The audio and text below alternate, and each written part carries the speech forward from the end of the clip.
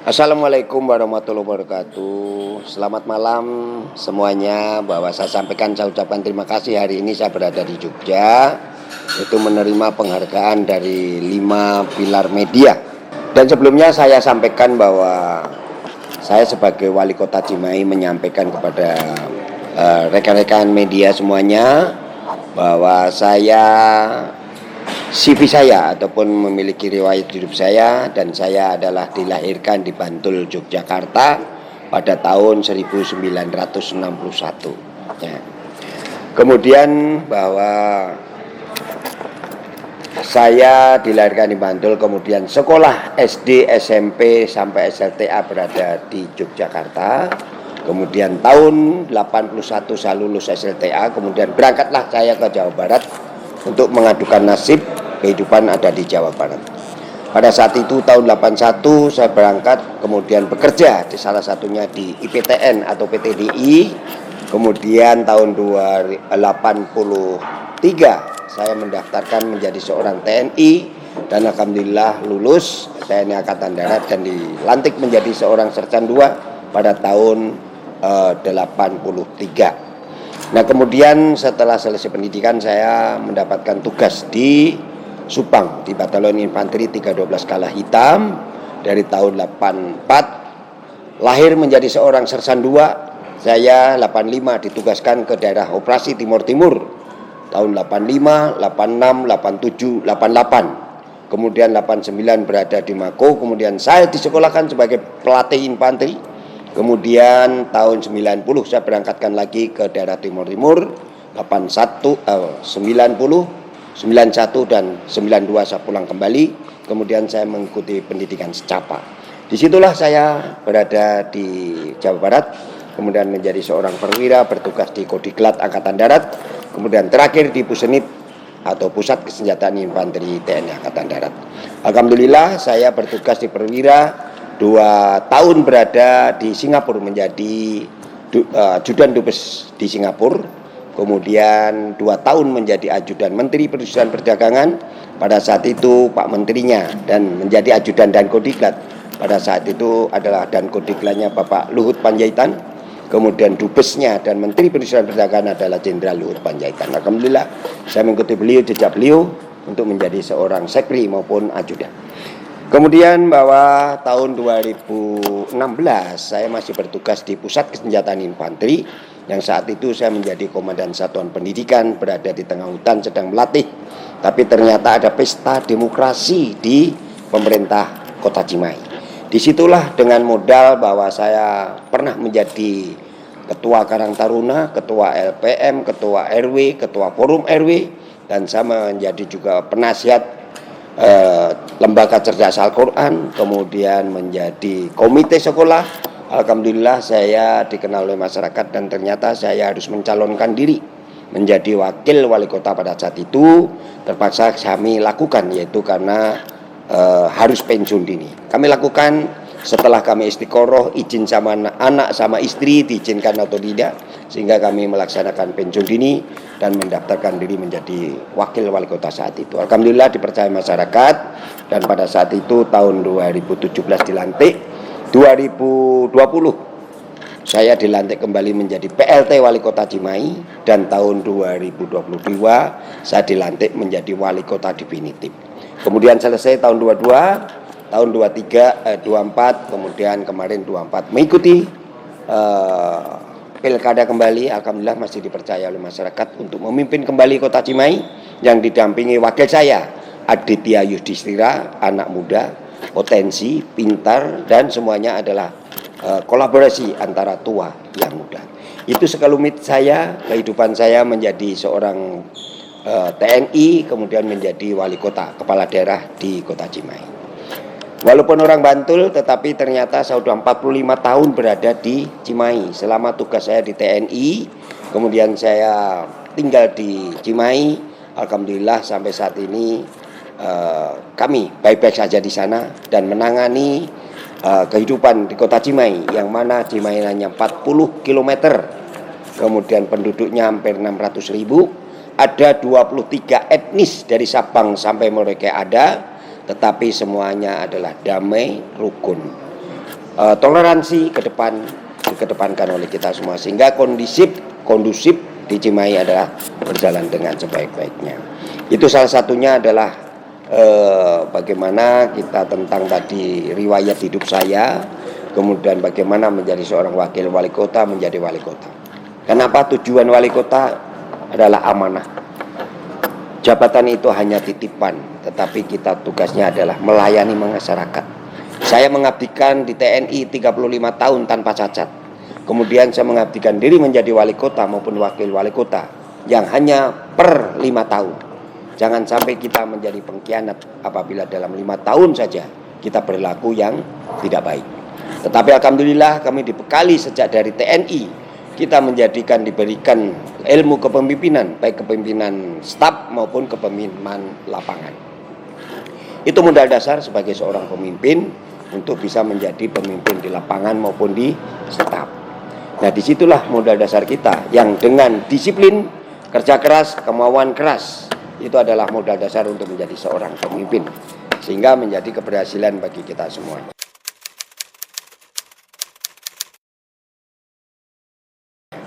Kemudian Bapak Ibu sekalian yang saya hormati, alhamdulillah sampai saat ini sudah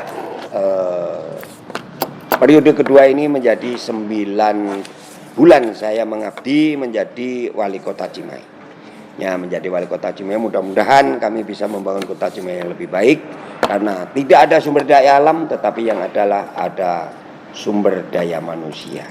Bagaimana kita meningkatkan sumber daya manusia untuk membangun kota Cimahi, berinovasi, kita kedepankan adalah tenaga manusianya.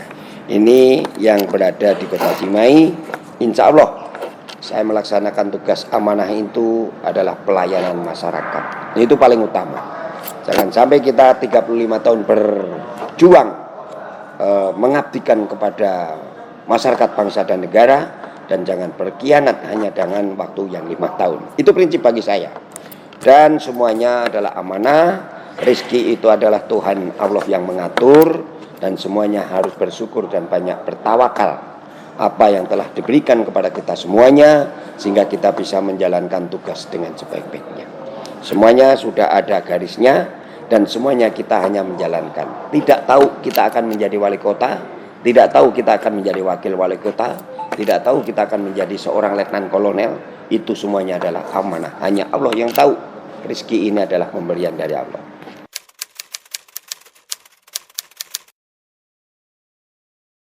Dan bagi saya suka dan duka, ya, ada lagi suka dan duka bagi saya. Mungkin suka dukanya pada saat yang berkesan sekali saat saya bertugas di TNI. Pada saat saya bertugas 6 kali di Timur Timur, yang mana kita lalui, kita alami di tengah hutan yang berbulan-bulan, kadang-kadang makan terlambat, tidak ada makanan, 3 hari tidak makan, tidak bekal beras, tetapi kita survival, makan apa adanya di tengah hutan. Mungkin selama 2 hari, 3 hari yang tidak ada kiriman, itu yang sangat terkesan. Hujan di tengah hutan, kehujanan, makan tidak ada apa adanya saja yang kita makan. Itulah yang terkesan bagi kita sebagai seorang prajurit untuk berjuang, membela, mengabdikan diri kepada bangsa dan negara. Di pemerintahan, saya sangat bersyukur bahwa kita sangat berbeda antara di TNI dengan pemerintahan daerah khususnya. Makanya kita nggak usah perlu macam-macam, banyak bersyukur semuanya kita bisa menjalankan tugas dengan sebaik-baiknya.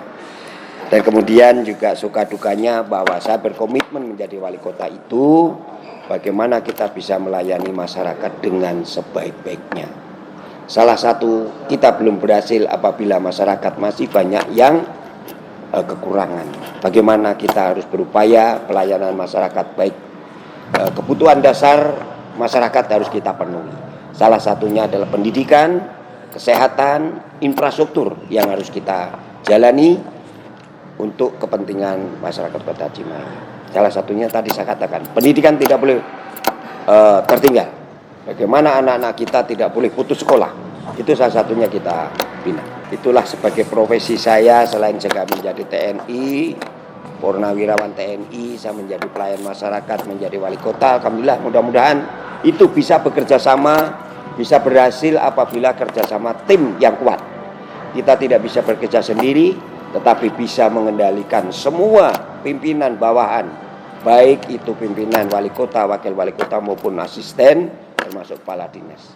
Dan kita tugas dibagi habis, sehingga semuanya tugas kita percayakan kepada pimpinan bawahan, leader, kita pengecekan, pengawasan di lapangan. Itu salah satu teknis kepemimpinan kita, sehingga percaya terhadap pimpinan bawahan. Jangan dipimpin sendiri, dipegang sendiri, karena itu adalah otoriter. Itu salah satu adalah sistem kepemimpinan kami yang kami lakukan, sehingga organisasi ini bisa berjalan dengan sebaik-baiknya. Salah satu bagi kita yang paling pokok adalah kerja keras, disiplin, kemauan keras, jujur, dan banyak berdoa. Itu salah satunya yang harus kita pegang semuanya.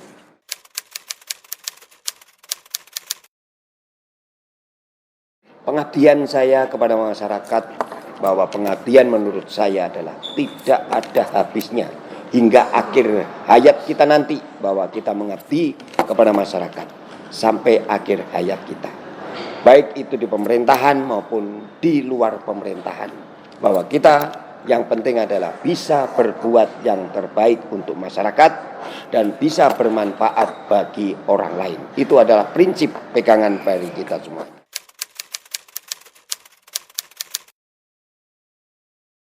Alhamdulillah, Cimahi juga inovasi-inovasi kita lakukan, banyak yang diraih oleh pemerintah kota Cimahi. Mungkin termasuk tadi saya katakan Cimahi kecil, padat penduduk, tetapi inovasi yang harus kita kedepankan. Dan semua pengaduan-pengaduan masyarakat, kita di Kominfo memiliki portal, salah satunya adalah WhatsApp Mantap. Kemudian portal di 112, yaitu pengaduan masyarakat 1x24 jam, yang mana masyarakat mengadukan, pemerintah kota Cimahi melayani 1x24 jam. Itu salah satunya adalah pelayanan masyarakat, termasuk pelayanan masyarakat bikin kita mudah, ya, bikin kita mudah. Salah satunya pelayanan administrasi, kependudukan, ya, kependudukan, pelayanan yang dinamakan adalah sekali bekerja 3 pelayanan terhadap masyarakat tadi. Ya, salah satunya itu tadi orang yang membuat KK mengganti KK berarti KTP jadi, kena lahir jadi. Nah, ini salah satu adalah 1 kali melayani 3 selesai. Kemudian tidak perlu masyarakat datang ke mall pelayanan publik karena kita memiliki mall pelayanan publik. Tetapi petugas mengirimkan ke kecamatan, kecamatan mengirimkan ke kelurahan, dan kelurahan mengirimkan ke RW, RW mengantarkan ke masyarakat yang membutuhkan. Itu salah satunya adalah pelayanan kami terhadap masyarakat, sehingga bagi masyarakat yang memiliki pekerjaan tidak perlu membuang atau mengorbankan waktunya, tetapi tugas pemerintah adalah melayani terhadap masyarakat. Itu salah satunya di bidang Disdukcapil, termasuk bidang kesehatan. Kita semua tenaga kesehatan harus siap melayani masyarakat 1x24 jam. Selain pelayanan masyarakat, puskesmas, rumah sakit, kemudian juga yang lain-lain, sarana ambulan, Cimahi juga memiliki ambulan motor yang bisa melayani masyarakat sampai ke gang-gang yang sakit. Sehingga masyarakat apabila ada yang sakit bisa dijemput dengan motor ambulan. Kemudian Bapak Ibu sekalian yang saya hormati, sekali lagi Cimahi memang kecil, tetapi 30% adalah wilayah TNI. Utara adalah kawasan pemukiman, tengah adalah kawasan penduduk dan bisnis untuk di bagian tengah. Selatan adalah kawasan industri. Itu salah satu 3 bagian, bahwa Cimahi 40 km terdiri dari 3 kecamatan, 15 kelurahan, 312 RW, 1768 adalah RT. Itu salah satunya adalah kondisi kota Cimahi. Ya, tidak ada sumber daya alam saya katakan, tetapi sumber daya manusia yang ada. Selanjutnya perlu kita sampaikan bahwa Cimahi juga alhamdulillah infrastruktur kita tetap membangun secara terus-menerus. Bagaimana Cimahi ini bisa berkembang? Karena Cimahi selain kota militer juga adalah memiliki adat, yaitu adat Cirende, kampung Cirende, yang mana di sana adalah tempatnya kunjungan daripada mancanegara maupun para siswa, karena satu kampung adalah adat Cirindeh dengan makanan nasi pokoknya adalah singkong, sehingga semuanya tidak makan nasi tetapi semua makan bahannya semuanya dari singkong. Itulah adat Cirindeh, kekayaan budaya kita yang ada di Kota Cimahi. Alhamdulillah di Cimahi ada 27 satuan TNI ya yang ada di Kota Cimahi ini, sehingga Kota Cimahi disebut dengan kota militer.